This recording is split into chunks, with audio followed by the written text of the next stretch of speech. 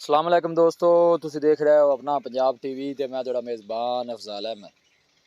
सब तो पहले अपने चैनल नूं करो सबसक्राइब ते नाल ही लगी हुई घंटी नूं दबाओ क्योंकि साडी लेटेस्ट और बेहतरीन वीडियो साढ़े दोस्तों तक पहुंचे सब तो पहले।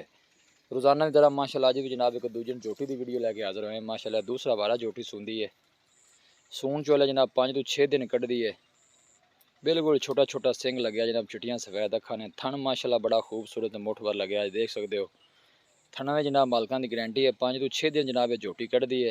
पिछले बारे दुध का रिकॉर्ड जो है 12 तो 13 लीटर रहा है। हूँ माशाल्लाह जनाब दूसरा बारा सूंदी है। आर्डर क्वालिटी माशाल्लाह बड़ी लाजवाब है जी।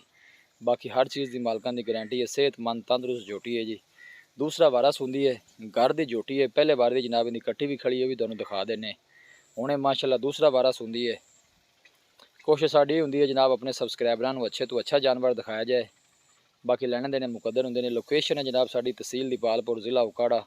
पूरी माशाल्लाह भरत वाली तंदुरुस्त झोटी है जी। पतली बरीक चमड़े की मालक है, बिल्कुल पतली बरीक धागे वर्गी पुछल है जनाब, देख सकते हो। पुछल सफेद है, मत्था सफेद है, अखा भी झोटी दे माशाल्लाह सफेद ने, देख सकते हो। डिमांड की जनाब मालक करते हैं 2.5 लाख रुपये। इंशाल्लाह साडा कोई वीर भाई आएगा तो मुहब्बत प्यार जरूर कराया जाएगा। 2.5 लाख रुपये जनाब मालक की झोटी की डिमांड करते हैं। यह नहीं पहले बारे की जनाब कट्टी है, भी तुहानूं दिखा दी है जनाब। इन्हें पहले बारे की कट्टी है।